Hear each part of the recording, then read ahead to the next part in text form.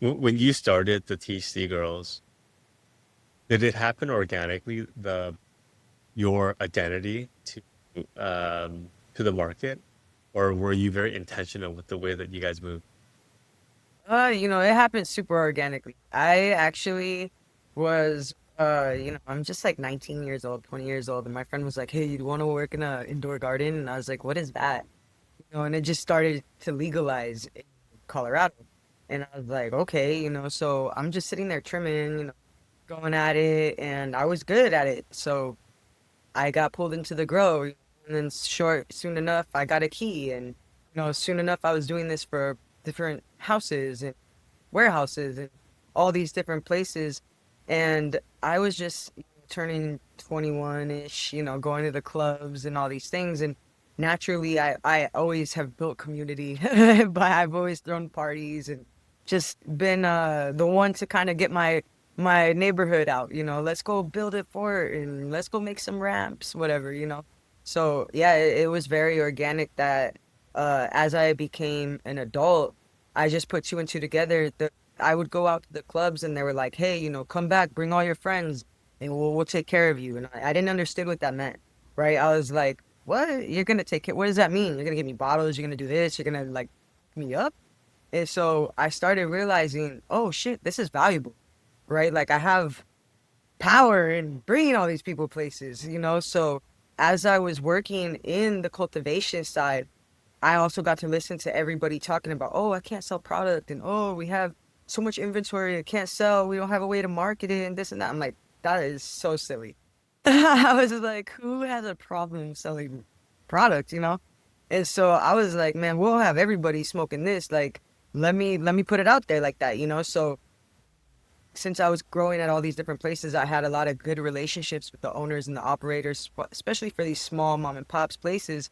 And so we worked out a situation, where that's where I created the THC Girls. I saw that I had an act for putting these events together. I tried to start a lighting company.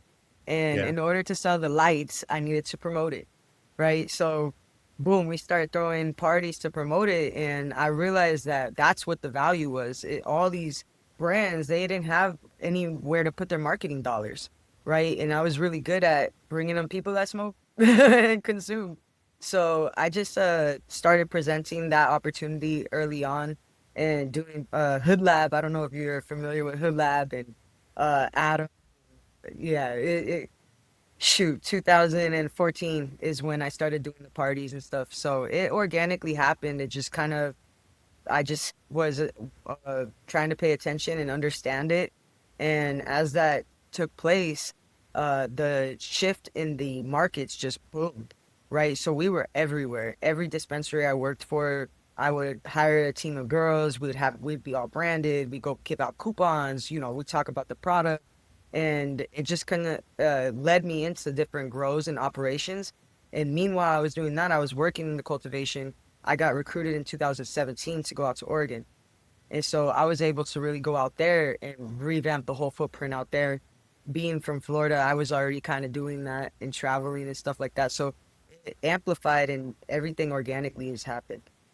Wow, so you actually started because you had your own tribe and you had your Yeah, own brand, yeah, and then yeah. you leveraged your brand to help other brands sell through and get really get a light shine on them.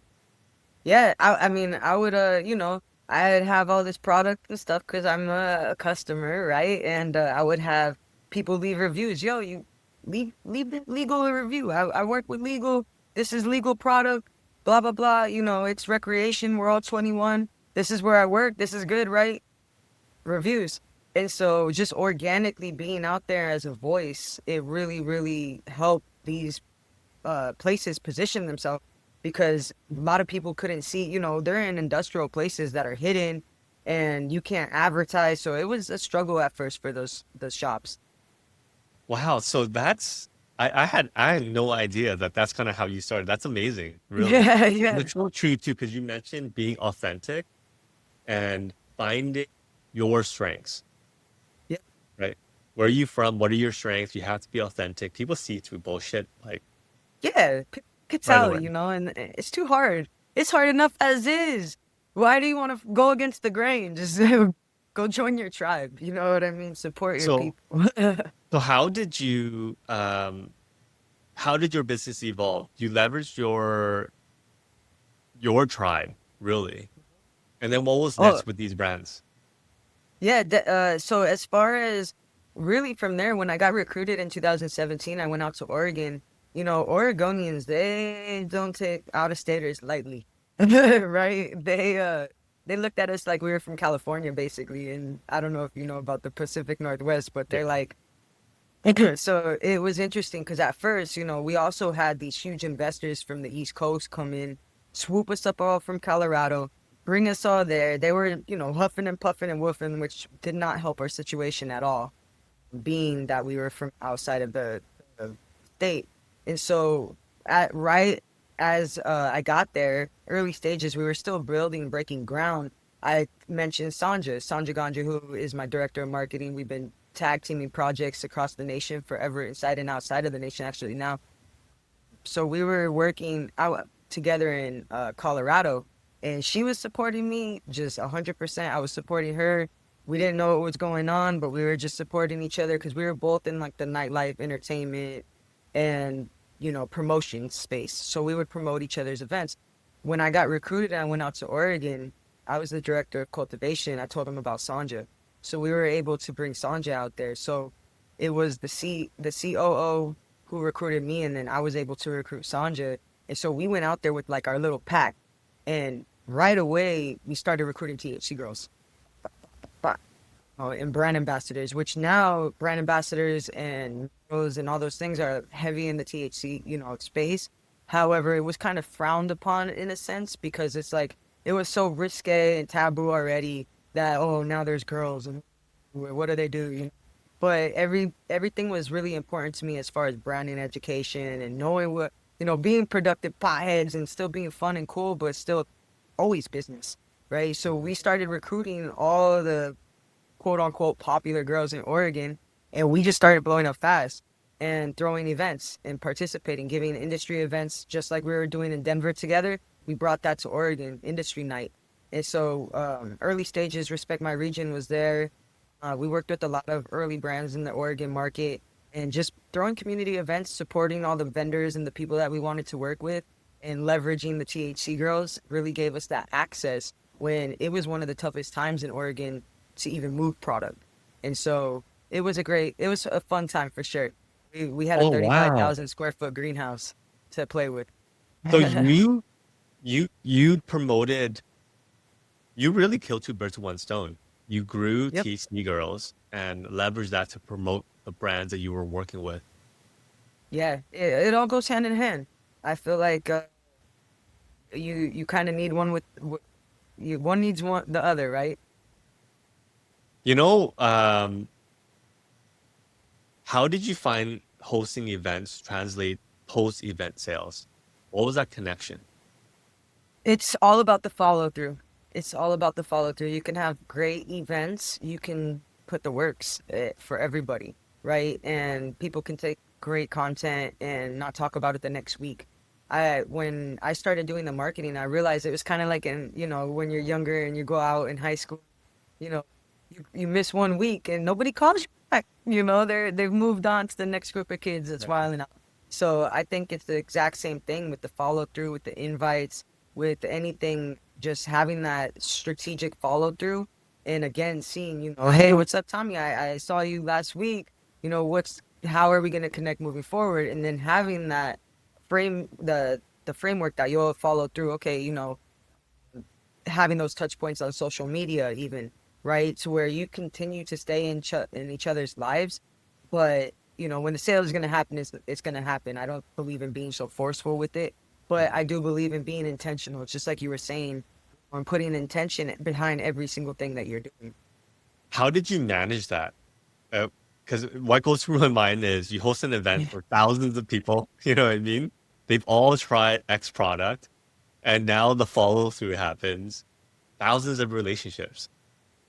It becomes a lot, and sometimes it is hard and overwhelming to remember everybody in the conversations. They repeat a lot, But I have become really good at the follow up, being that I created the app. The app is my database at this point.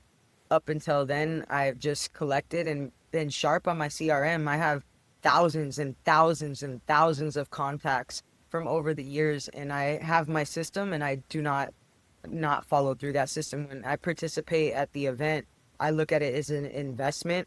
And then every time I'm looking at the ROI, even from coming out here to go to Atlantic City, how much is it the overhead? How many people are potentially there? What do I need to walk away with? And who do I need to walk away with? Right? Because that's one of the biggest keys too. I could get 1,000 contacts, but if none of them are the contact that I'm looking for, it really doesn't matter. So Mhm. being very, very specific and knowing the important people to follow up with. I definitely take content. I try to do the interview thing too when I can remember. Obviously, sometimes you see people fast, but taking any quick selfies and highlighting and amplifying them to post event as well. So that way it's not just a constant sale. Those are some strategies that we do. So that way it's effective. We're highlighting our network, we're supporting our network, and we're keeping in touch top of mind. So that way when the opportunity comes and we're ready to play. Can you walk me through the unit economics of a brand hosting an event? Like, If I was a brand and I'm thinking, hey, TC girls, you guys are going to help really promote our product on a grassroots level. We want to tell a story, and we want to tell a story to our audience, right?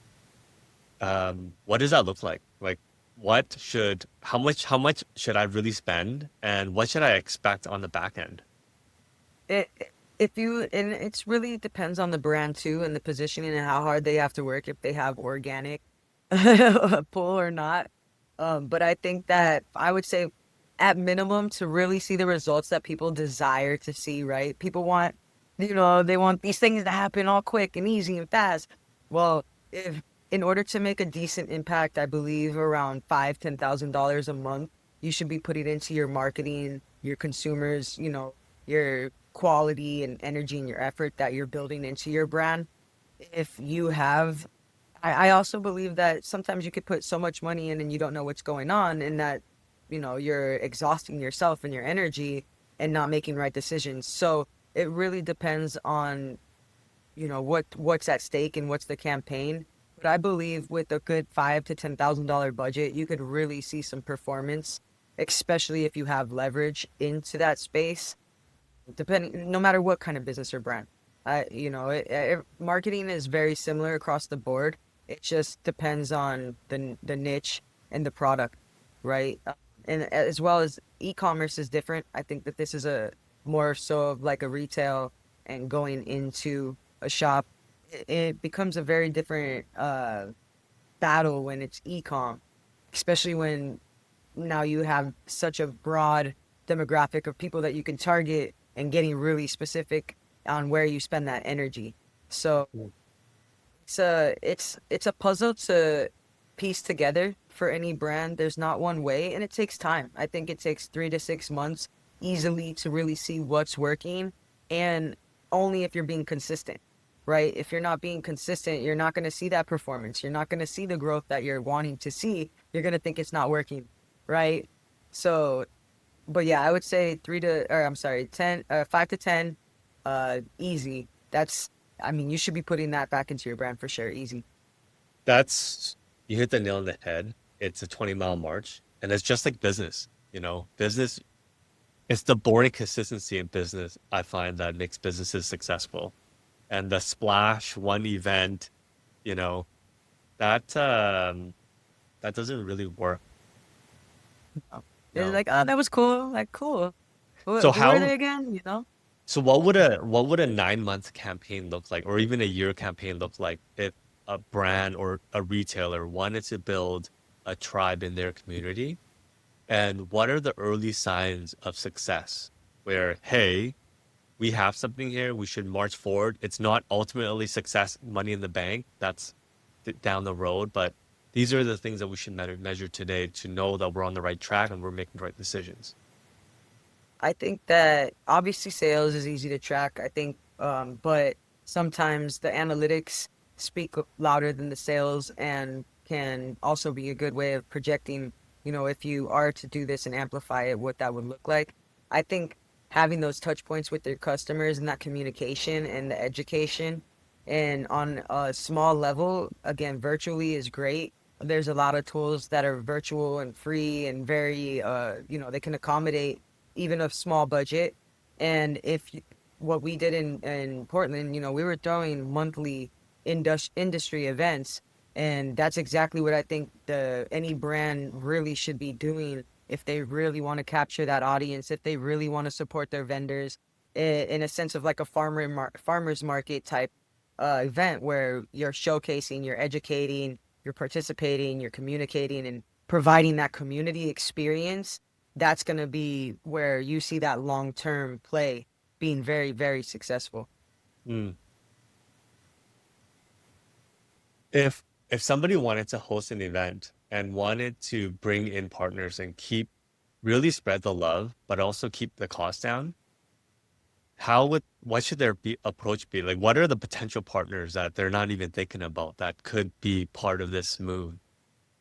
Yeah, there's a lot of, I think everything needs a strategy. It's great that you say that because I feel like a lot of people are just like, oh, I'll get this partner, I'll get this partner. They're not really thinking like where they're sourcing it from. Like, could that person even benefit from being a partner? Or are they just doing it because they're buddies, right? And now they're diluting the situation of, oh, this actually works, right? So I think that the strategic partnership has to be strategic. If that's somebody you're going to purchase from, if that's somebody that is going to purchase from your crowd, right? Having that referral base or that leverage back and forth. Maybe they have the venue access and they need people to come there.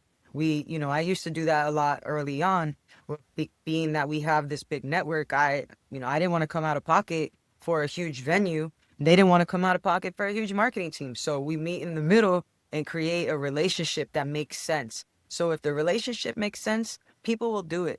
But sometimes people are just shooting at random stuff. And it doesn't necessarily, how could that person make their money back?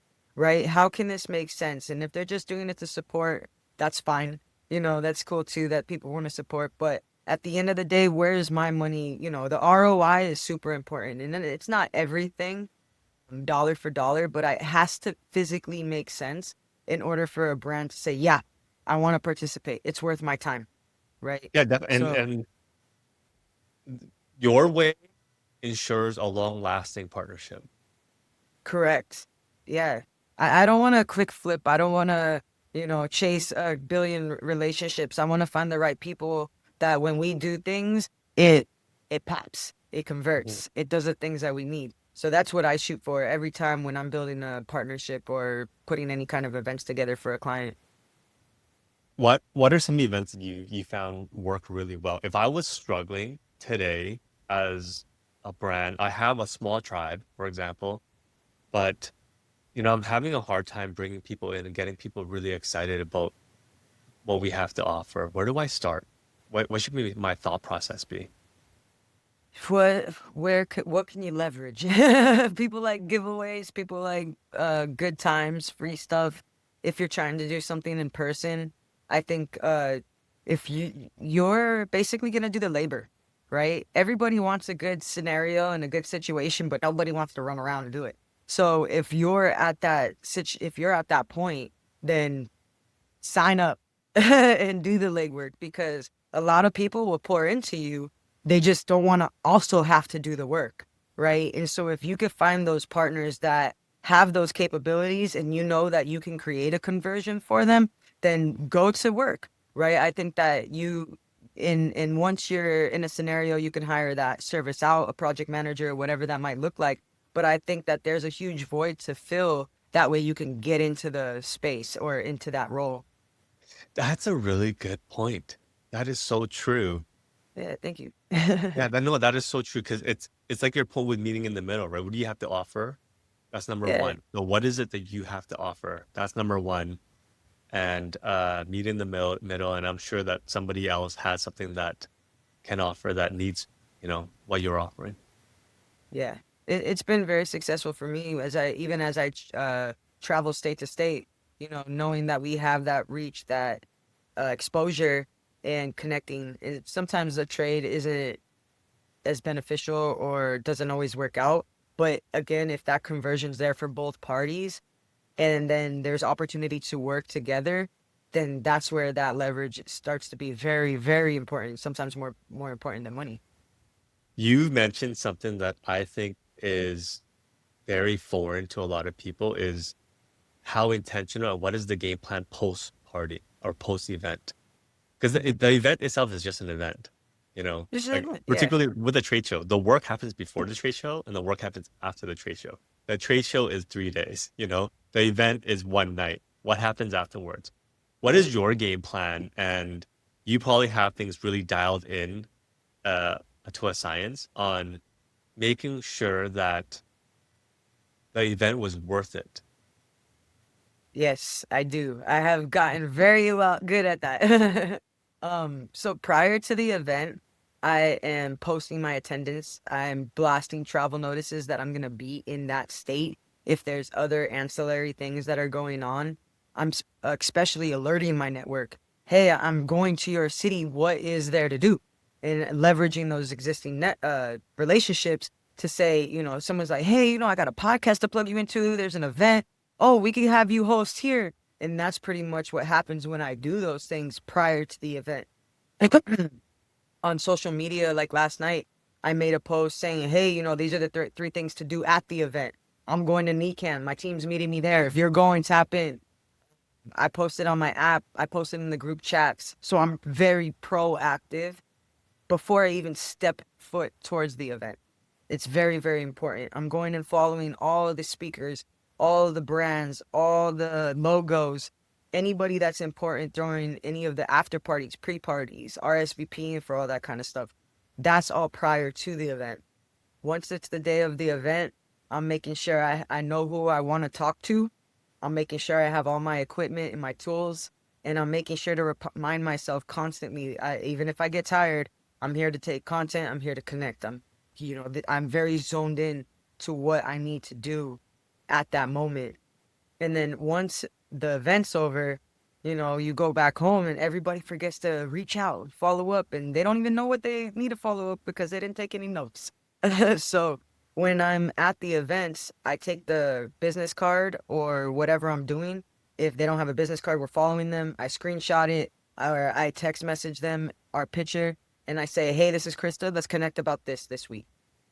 And so I'm already sending them that message, positioning that and reminding both of us later that week that that's what we wanted to connect about. And then after about like 2-3 days after the event, because everybody needs to get back home, they have families, they have stuff going on. I'm bumping the message and I'm sending them an email. So that's really my process. I'm inviting them to my Tuesday call. The last Tuesday of every month, we're having our virtual call. It's for our members. We invite you exclusively this time to come join us and, repeat the step. If they don't come and join us that time, I'll invite them next time.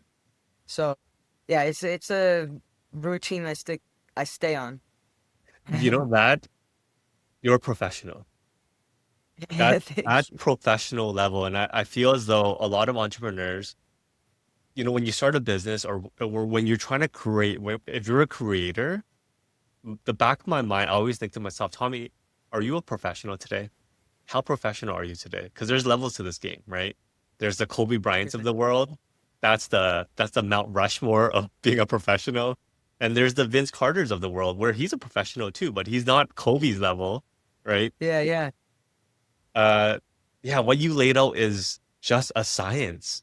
If I was a brand and I had, we spoke about this earlier. There's hundreds. The event was successful. Hundreds of people came in. They enjoyed the product. They had a really good time. Now what? Mhm. Now what? Where I'm following and looking at the notes and I'm reaching out to them to see if they have the what they say they can deliver. Right? Mhm. I'm doing my homework. I'm saying, oh, this guy wants to take all over Jersey and he wants to have the best, edibles or whatever. Who is he? Mhm. Does he even have the backing to do this? Right? What did he say to me in our conversation? Was it realistic or was it this dream that he patted me on the back and said, hey, you know, I've been promised so much. in this space, and I've seen a lot of people not deliver. So I'm very, very, very, my triage game is very good.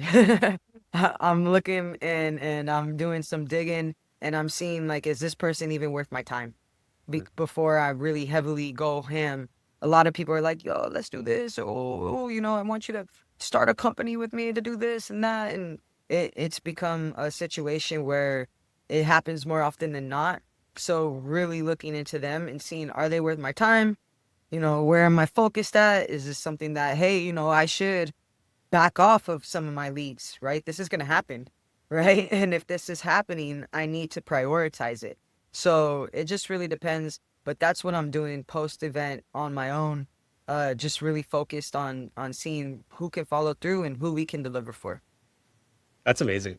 That's if you had, and you mentioned this too, if you were doing a B2C event and you wanted to follow through on either, is there a strategy that brands should have with the consumers that were at their event?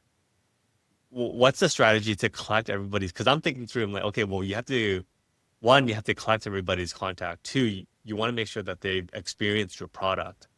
And three, post event, maybe leave a review or maybe join a loyalty program or maybe there's, you know, or maybe invite them to another event, Of that course, yeah.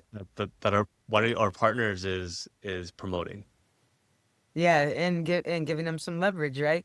Well, for us, always it's so important that you collect the data, right? We want to know who's in the party, especially we're all adults, and usually our parties are private parties, and we navigate an avenue that kind of says you're responsible for yourself, right? Waivers and forms and responsibility, things like that.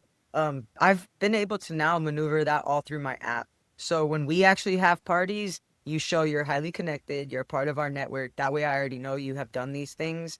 And usually we still have an RSVP. It's typically free unless we have a specific experience or entertainment going on. But basically, we leverage the app so we could collect the data so that we can remarket and retarget and have them consistently notified when we do things. If you don't have that situation set up, collecting the content, whether you do or not have that situation set up, is very, very important. Getting people's organic reactions and experiences at the location. A lot of people just do lifestyle content and, not necessarily getting the oh my God, that was good, or oh, you guys do great, and pumping that out. So that's something that I highly recommend as well.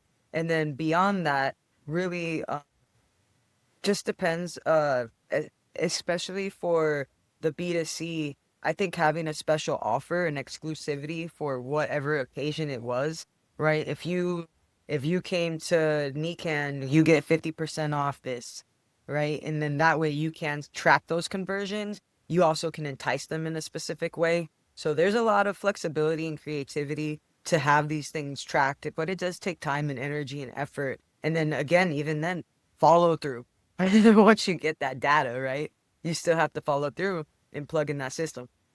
Yeah, there's just so much work to get an ROI. I always think to Yeah. myself, hey, you're spending this much money on the event itself. How much work are you doing surrounding the event to make it successful? And a lot of people I find Yeah. put all their energy into the event and not enough energy around their event. And that's almost as important. That you miss. I mean, if that's the case, you might as well not even do the event. Save your Yeah. money and go buy, something for the community, give out free ice cream or something at your shop. But I think the people that actually go and put that TLC and that constant love in every single situation, they're gonna see that ROI. And I think that one of the biggest things that brands need to realize and understand too, it's like you're giving away, or you're spending, just like you said, the overall overhead is a $5,000 event. You're giving away or trying to sell penny joints. How can you make that money back? It just physically isn't possible. You're going to have to get sponsorships or some kind of leverage other areas so that you can sell those penny joints. And at the end of the day, was it that? what was the point of that? Are you gonna make that $10,000? How many joints do you have to sell to Yeah. make that $10,000 back? And now you're mad at the marketing, and it's not the marketing's fault. It was the strategy. You know what Yeah. I mean? So I think that that's something that the business owners really need to take a look at and say, okay, cool. Like if I step into this space, if I spend 5,000, how can I make that five and really 10,000 back? Right? So it's a lot more than just throwing a party and throwing an event and shouting out dollars. There's some math to be done and some serious follow through that, just like you said, is added expenses, you know. And if you're not taking into consideration that full overhead, then you can get frustrated. You might not understand the true value. Krista, if somebody wanted to host an event and wanted to reach out to you, what does that look like? Shoot, you could just download the Highly Connected app, and there's a button that says Let's Sesh. And so you could just fill out your goals and what you'd like to talk about, and we reach out to you immediately. Are you available across the nation? I mean, I'm sure you fly a Yeah. lot. Yes, yes. I just was in Denver last week for a huge weed maps customer appreciation event, actually. So I was just in Denver. I'm in Jersey, Philly area right now. I'll be back in Miami, and I'll be participating in the All Pro C Lab. Shout out to Robert. He always looks out. So yeah, so I'm all over the place. I could be anywhere that makes sense. Do you help brands build out not just that event, but really the strategy, like the 1 year? I always find if you're gonna do just one event, then why? Oh, yeah, in fact, moving forward, I think I mentioned to you I'm doing insurance now. So, having some of my attention pivoted from the space in a sense, I'm really only taking on clients that come 2026 that want to have that consistent Q1, Q2, Q3, Q4 relationship. That way we can actually see huge results because one-off projects and just doing stuff real quick, it's a lot of work for not the result that people want, right? Mhm. And so, in order to really deliver and inject a brand or have a community that stands for something, you need that time. So, moving forward to 2026, we are only working with brands that can move that way. If not, our community is open for those who want to plug in and who we can support that way. Krista, aside from the app, how can people find you online? You could find me at kjones.life, or you could find me at Krysta Jones on LinkedIn or on Instagram. It's MTHRFKN Jones. I have the highly connected, the high country, the Tea with THC. Those are all my brands. I'd love to connect with anybody that has some good intention and good momentum on any of them. Awesome. Krista, thank you so much for joining me today. Yeah, man, I appreciate it. It's been awesome, and I look forward to talking more. And that's a wrap, guys, for this episode. I feel like we live in a time machine. I cannot believe the MJ is just around the corner. I we just did it, and it's here again. Time flies. I want to thank everybody your continued support. We've been nominated again this year in the podcast category. We started KayaCast 3 years ago with the intention to help entrepreneurs in our industry grow and scale their business. And it's been quite a journey. I've had a blast hosting, I've had a blast getting to know all of our guests, and I've learned quite a bit. So I hope you guys got as much value in our podcast as I have hosting it. I want to thank you guys so much for your support because legit, we started this for you, and without you guys, we would not continue. So thank you so much. Let's take it home this year. If you have 2 minutes, please click on the link in the podcast description and vote for us. Again, I want to thank you guys so much for your support. It's been a fun journey, and I'm so grateful that I'm doing this, that we're doing this, and hopefully it has helped you guys in some way, shape, or form grow and scale your business. So Like always, until next time, guys, take care. Thanks for listening to the KayaCast podcast. We hope you enjoyed the show. Don't forget to subscribe to our podcast in your favorite podcast app or visit our website to access the full archive of episodes from the show.